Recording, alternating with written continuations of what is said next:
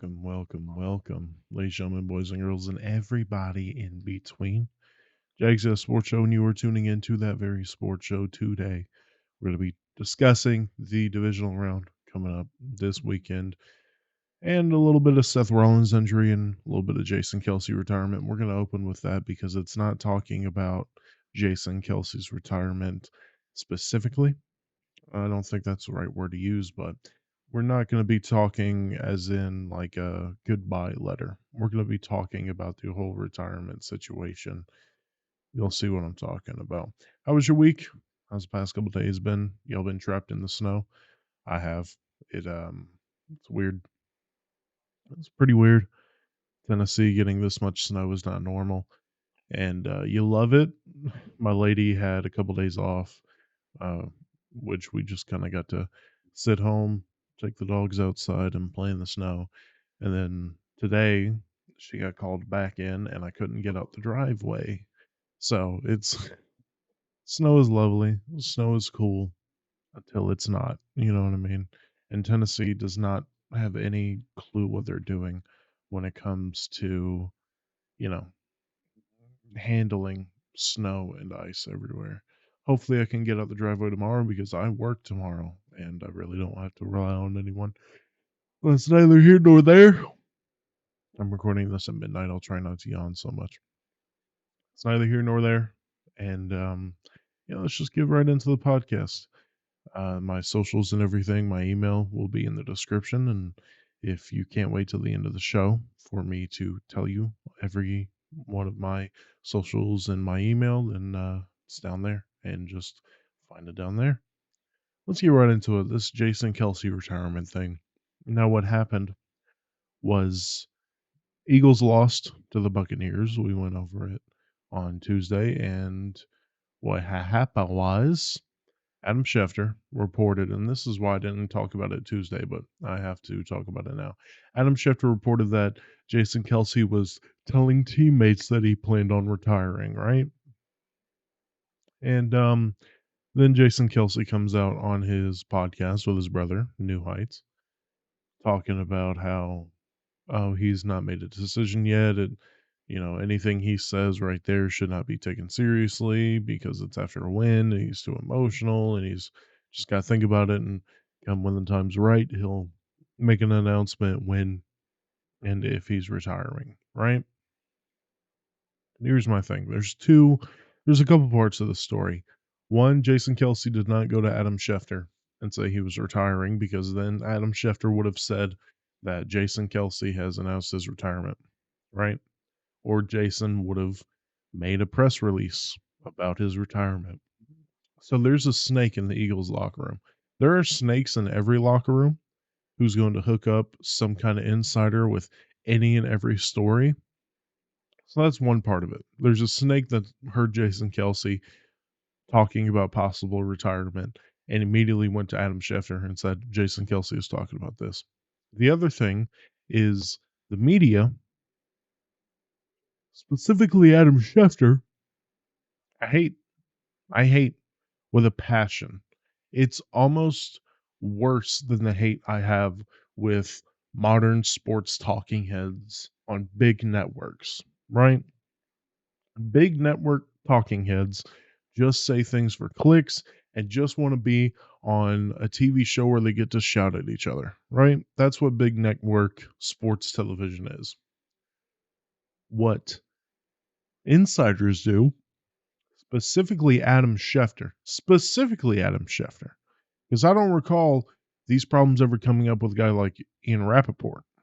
Specifically, Adam Schefter, he doesn't care the morality behind it. He doesn't care that it's not his fucking thing to tell. He does not care at all. What he cares about is being the first little fuck to a story. And I know I try to calm down my language and how I talk and try to be better with this, but my God, this pisses me off. I've had this since, for a while now, because he did the same thing with Tom Brady. He did the same thing with Andrew Luck. And if you look, he has been sued for shit like this. Go look at what happened when he reported on Jason Pierre-Paul's injury. Go look up Adam Schefter, Jason Pierre-Paul. This dude is a fucking scumbag loser. Adam Schefter is a scumbag fucking loser.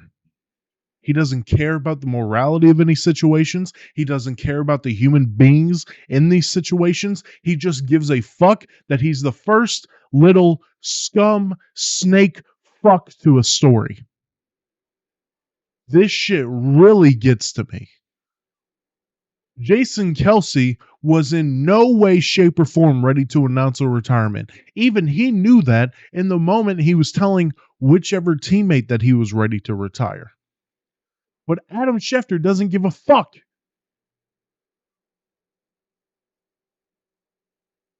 He did the same thing to Tom Brady.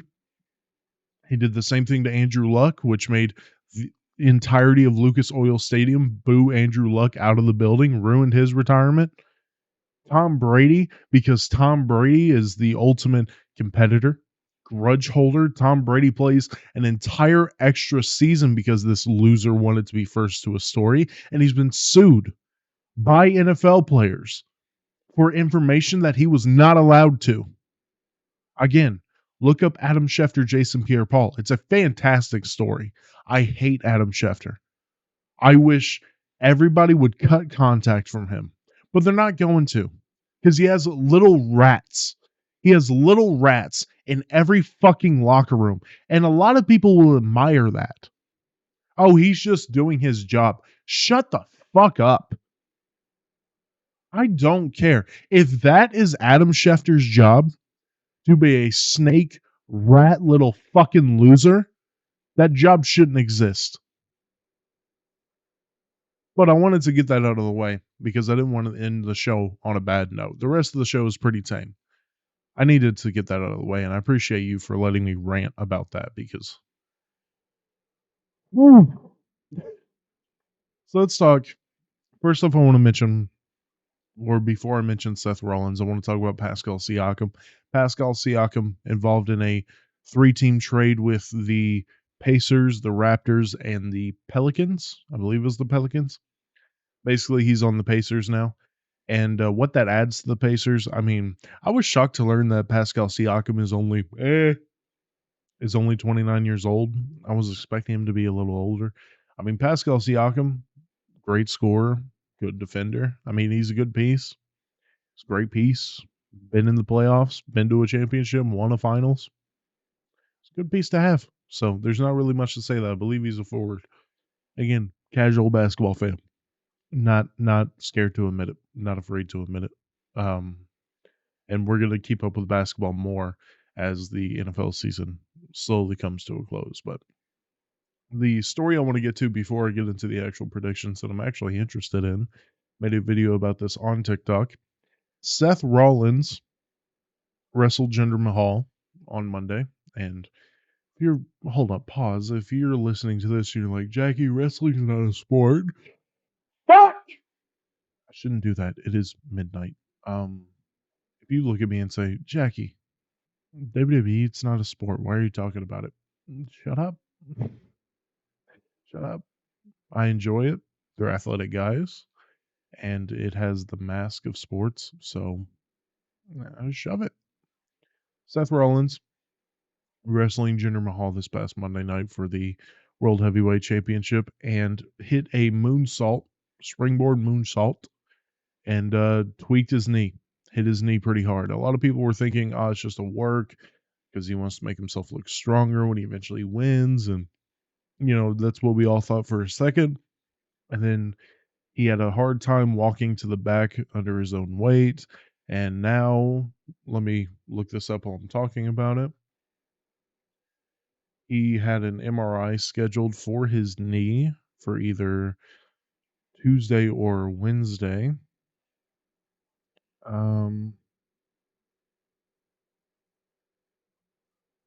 Let's see. See how far. Rollins said to intro to way source for the tourist.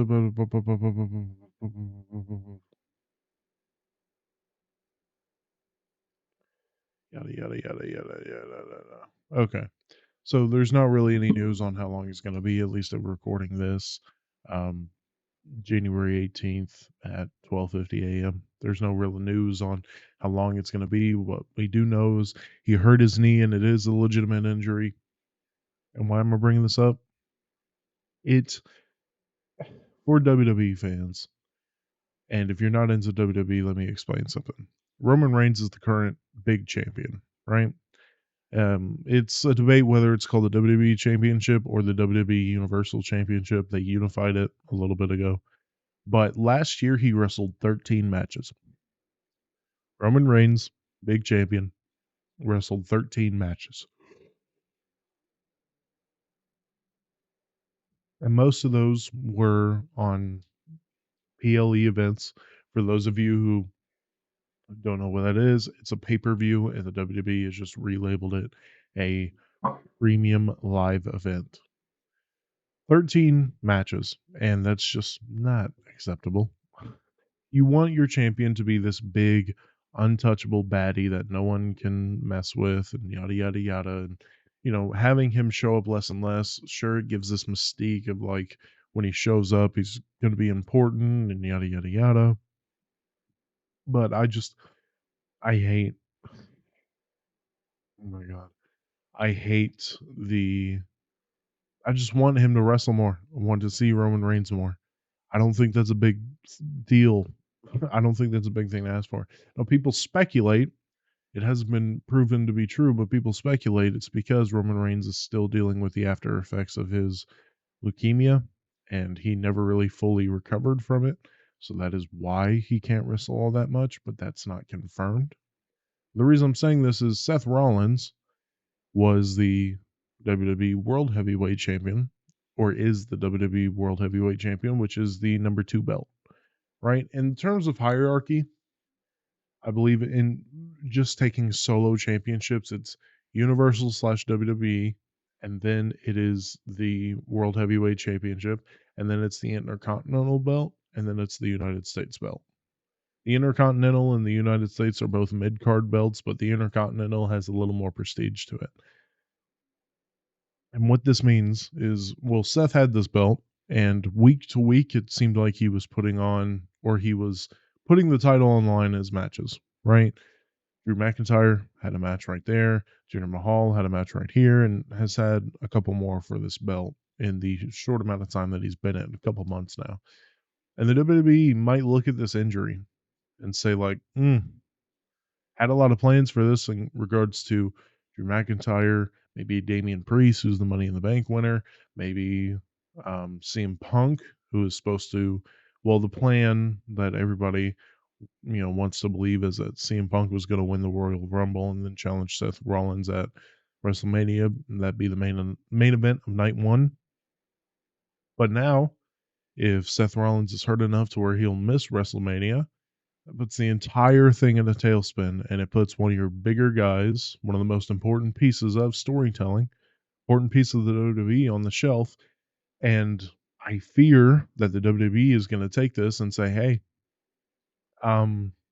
we're just not going to have the big champions wrestle that much anymore. They'll wrestle a lot, but as soon as they win that championship, you're rarely going to see them.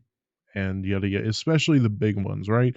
The Intercontinental in the United States, outside of Gunther with the Intercontinental Championship, I kind of disrespected the Women's Championship, and I apologize for that. But outside of like Gunther, with his on track to, I think he already broke it, maybe, but on track to beat the Honky Tonk Man's record reign of the Intercontinental belt. Those belts change hands pretty frequently.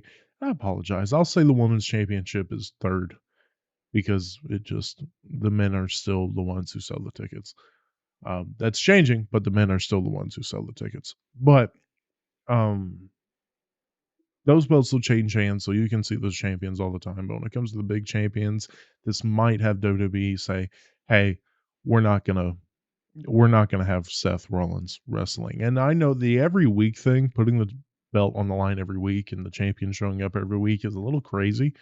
I will say that, but not being at least like 90% of the premium live events, I think that's even more crazy. My opinion.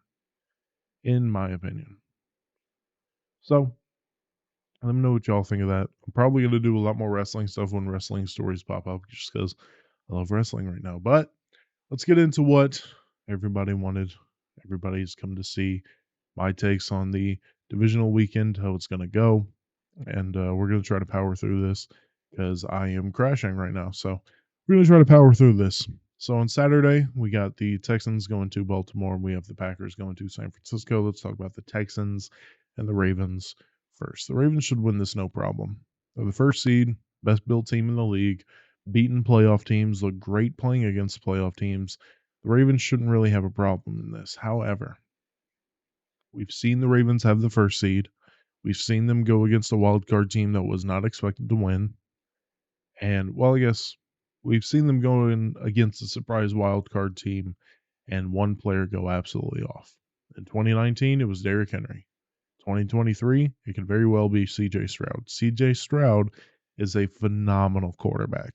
And if he does half of what he did against the Browns to the Ravens, this guy is already a high top 10 quarterback. He already has an argument for top 5. That may be crazy. I know. Guys have had great rookie seasons and then fallen off. I know. This kid's phenomenal. And he's going against a very, very good defense. But the Ravens should win this. And they're going to have Mark Andrews back. I have the Ravens winning this. And I have them winning it by multiple possessions. But I'm keeping my eye on it. It's going to be a very fun game. Now, the Packers going to 49ers. Or to the 49ers. It's a bad, bad history for the Packers. Bad history with the 49ers in the playoffs, especially the past couple of years with Aaron Rodgers. And saw a couple of tweets that were kind of humorous where the NFL is just recycling the same script for the Packers in which they dog on the Cowboys and they get dogged on by the 49ers in the playoffs. That seems to be what happens every year in the NFC playoffs.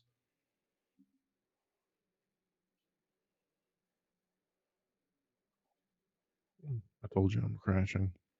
Um, This is another game in which the 49ers, the team expected to win, should win easily, but it's a big should. The Packers are riding high, high off of the momentum on completely destroying the Dallas Cowboys. So are the Texans, and this is why I think this could be sneaky good games. But the 49ers have a lot more holes than the Ravens, right? The 49ers are a very well built team. They've been to the playoffs. Brock Purdy has been to the playoffs and had success in the playoffs. The Packers have a decent defense, like a good defense, and depending on which Jordan Love you see, and if it's the Jordan Love you've been seeing since week 11, this is a great game. There's really no ifs, ands, buts about it. This is a great game. But being that it's in San Francisco, being the history between these two teams in the playoffs, I am going to take San Francisco. But don't be shocked. Don't be shocked if the Packers pull a little upset here and make the NFC championship game. So now moving on to Sunday, we have the Buccaneers traveling to Detroit, and we have the Chiefs traveling to Buffalo. Now, when it comes to Tampa going to Detroit, this really should not be a game. C.J. Gardner-Johnson for the Detroit Lions opened his mouth about Baker Mayfield, saying he's not a good quarterback, and Baker fired back. So Tampa Bay has a little bit of a chip on their shoulder. The Lions held off the Rams, but it was very, very close. And it was a very emotional win. And I really want to harp on that. The Lions getting their first playoff win in 30 years in Ford Field. It's a very emotional win. Very, very high emotions. And what happens to teams who have these massive emotional wins? They fall off the next week. Dan Campbell has a very tall task in bringing his team back down in order to face the Tampa Bay Buccaneers. The Lions should win this, but I have a fear that they're going to overlook Tampa Bay and they won't be able to fully come down from the high of getting their first playoff win in 30 years. So I have the Bucks winning. I have the Bucks winning. That is probably a mistake. I'll be the first to say it. That's probably a mistake. That's probably wrong. But a lot of signs point to the Lions really struggling to put Tampa Bay away here, and Tampa Bay is going to keep it close, and Tampa Bay is going to pull it out. Which the Buccaneers and Green Bay in the NFC Championship is, and like Tom Brady is not the quarterback at Tampa Bay. That's going to be crazy. That would be a crazy way for the NFC to go. And finally, we have the Chiefs going to the Bills. And I've been saying this. I said it in my playoff bracket when I made the video on TikTok. If you didn't see that, go watch it. It's on TikTok. You got to scroll a little bit, but it's right there. The Bills are going to be at home. The Chiefs have to go to Buffalo. And Bills Mafia does not forget. Bills Mafia does not forget that overtime game a couple of years ago where they feel like their team was screwed up because overtime rules suck. I say play defense, but apparently I'm in the minority.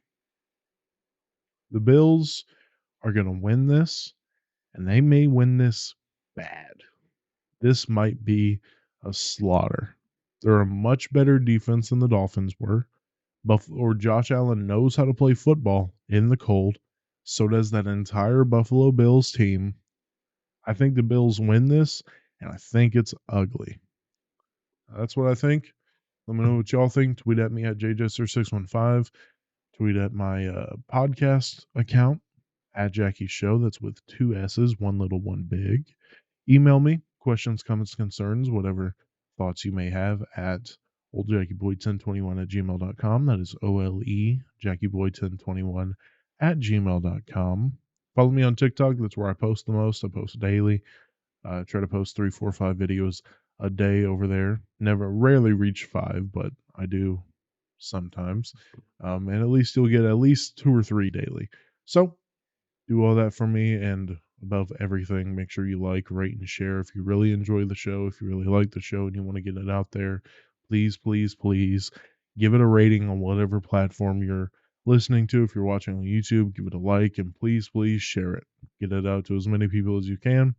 Love you. I'll see you on Tuesday to go over the weekend and anything that caught my eye in the sports world as well. I will see y'all on Tuesday.